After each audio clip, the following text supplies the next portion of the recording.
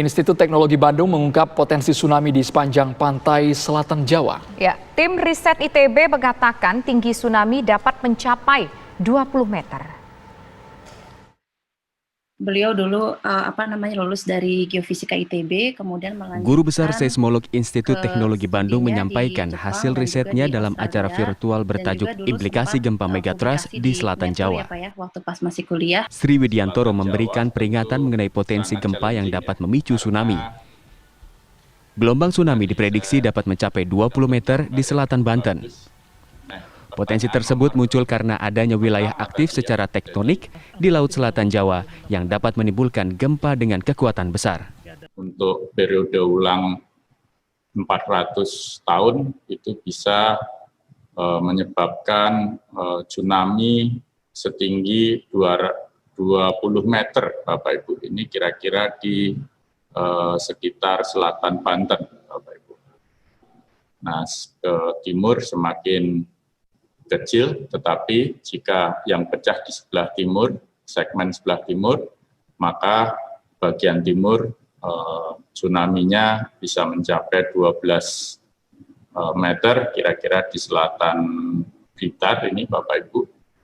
Bagaimana kalau segmen yang barat dan timur pecah bersama seperti yang terjadi di Tohoku 2011, maka kita lihat yang di sebelah barat seperti tadi bisa mencapai 20 meter ketinggian tsunami-nya, sebelah timur sekitar 12 meter, namun rata-ratanya menjadi lebih tinggi kalau pecah bersama, Bapak Ibu. Kira-kira di sepanjang pantai selatan ini bisa 5 meter tinggi tsunami-nya. Seismicity gap. Sebagai tindak lanjut, peneliti ITB akan mengadakan survei lapangan di titik rawan tsunami yang disarankan oleh Lembaga Ilmu Pengetahuan Indonesia. Tim TV One mengabarkan. Atau slow slip sehingga tidak terjadi gempa atau sebaliknya sedang terjadi.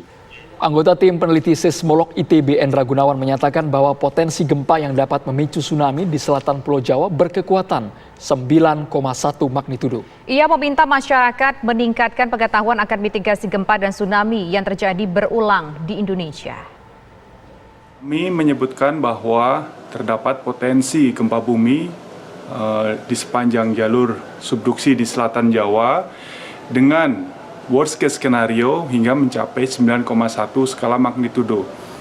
Riset itu menggunakan berbagai macam kombinasi data, yaitu seismik, kemudian GPS, dan kemudian hasil yang didapat itu dilakukan pemodelan tsunami.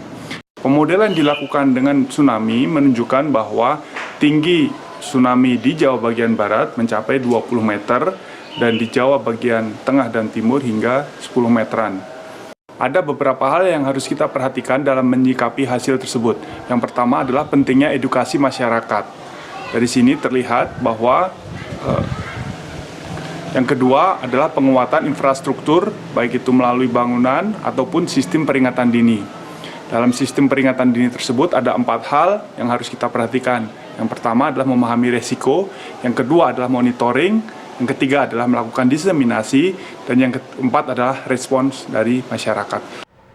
Badan Meteorologi, Klimatologi, dan Geofisika BMKG membenarkan adanya potensi tsunami yang akan terjadi di Pulau Jawa karena di zona selatan Pulau Jawa merupakan kawasan seismik aktif dan kompleks. Dan berdasarkan sejarah telah 5 kali tsunami terjadi di selatan Pulau Jawa. Meski demikian pemirsa, hal tersebut diharapkan tidak membuat masyarakat takut. BMKG lebih menyoroti pada mitigasi bencana dan edukasi terhadap warga untuk menghadapi worst case scenario. Dan berikut perbincangan kami dengan Maria Gerarda bersama dengan Kabid Mitigasi Gempa Bumi dan Tsunami BMKG Daryono.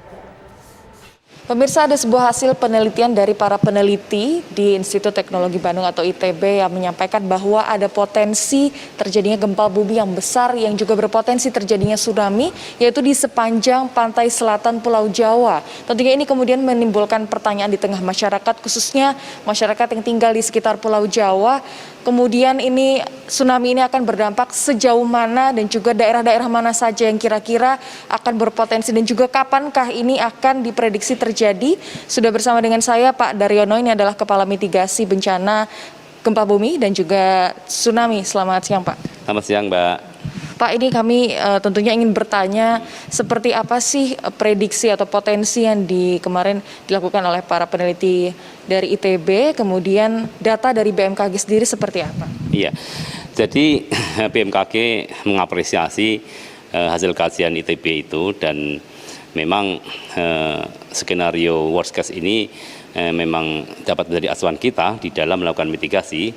Yang namanya skenario worst case itu sebenarnya baik untuk menata menjadi acuan mitigasi kita, dan kita dengan ada informasi hasil kajian itu menjadi lebih intens bagaimana kita bersungguh-sungguh lebih serius di dalam menerapkan mitigasi, baik itu bangunan tahan gempa, kemudian penataan ruang pantai yang berbasis risiko tsunami, juga bagaimana kita harus mengedukasi masyarakat kita di dalam melakukan evakuasi mandiri dengan cara menjadikan guncangan gempa itu sebagai peringatan dini tsunami. Jadi memang wilayah selatan Jawa itu memang kawasan seismik aktif dan kompleks, karena secara seismisitas memang sangat aktif gempanya, dan kita mencatat dalam sejarah itu sudah 5 kali terjadi tsunami pada tahun 1840, 1859, kemudian 1921, kemudian 1994 tsunami Banyuwangi yang menelan korban lebih dari 600 orang, kemudian tsunami Pangandaran pada tahun 2006.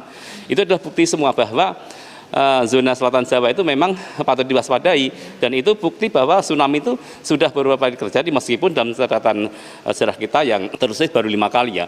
Namun fakta lain terkait dengan fosil tsunami itu juga ada. Jadi pesisir pantai yang digali itu dipelajari lapis per lapisan tanahnya itu juga ada tsunami-tsunami purba yang terjadi masa lalu.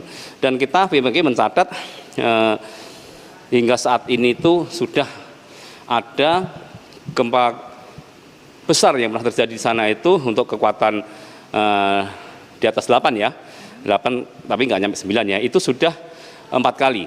Kemudian untuk gempa kuatnya antara 7 sampai 8 itu juga 4 kali. Artinya zona megatrust itu memang menjadi generator gempa yang sangat potensial, sehingga mau tidak mau, suka tidak suka, kita harus mengadopsi mitigasi itu. Dan kalau kita mendengar apa yang dipaparkan oleh para ahli ITB itu, dan itu janganlah mertajam rasa cemas dan khawatir kita ya. Jangan justru kita malah tidak produktif.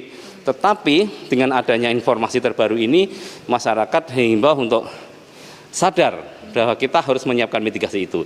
Baik itu mitigasi struktural maupun non-struktural, semua harus berjalan berbarengan. Dan pemerintah juga harus menegaskan bahwa memang perencanaan pembangunan kawasan-kawasan yang akan dibangun itu harus berbasis risiko gempa bumi dan tsunami, Mbak.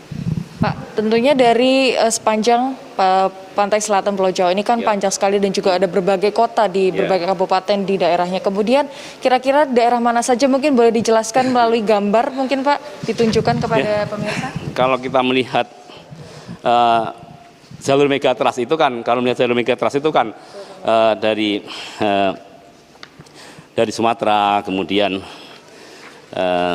selatan Selat Sunda, hingga selatan Jawa, hingga selatan Bali, NTB, NTT. Ini adalah zona megatrust yang menjadi generator gempa besar itu. Dan tadi sudah saya sampaikan, catatan sejarahnya sudah beberapa kali memicu tsunami. Kemudian gempa besar juga saya uraikan. Nah, ini ada beberapa kawasan yang memiliki nilai kopling yang tinggi, dan tampak di sini untuk wilayah selatan Banten memang memiliki kopling slip yang paling tinggi, dan ini berpotensi untuk terjadi gempa yang signifikan. Tetapi kapan kita tidak tahu, sehingga dalam ketidaktahuan kita itu, dalam ketidakpastian kapan itu terjadi, maka kita harus menata mitigasi sebaik-baiknya.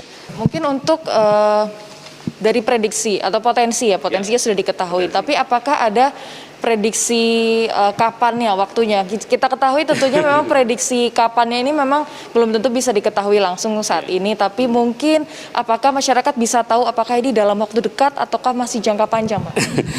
Itu jawaban pertanyaan yang sangat sulit, Mbak. Jadi kita memang belum memiliki teknologi untuk memprediksi ya.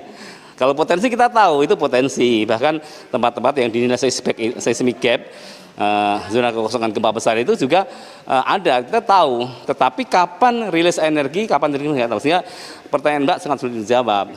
Terima kasih banyak Pak Daryono atas kesempatannya. Pak Daryono, Kepala Mitigasi Gempa Bumi dan Tsunami BMKG. Dan pemirsa, inilah tentunya informasi ini semoga bisa bermanfaat bagi Anda, khususnya bagi Anda yang tinggal di sekitar pantai selatan Pulau Jawa. Jika tadi dari BMKG mengatakan jangan khawatir, jangan takut, tetapi lakukanlah upaya mitigasi dan upaya-upaya mandiri supaya Anda juga bisa lebih waspada terhadap terjadinya gempa bumi dan tsunami di sekitar rumah tinggal Anda. Dari Jakarta, Maria Gerada Boy Sidauruk, TV One mengabarkan.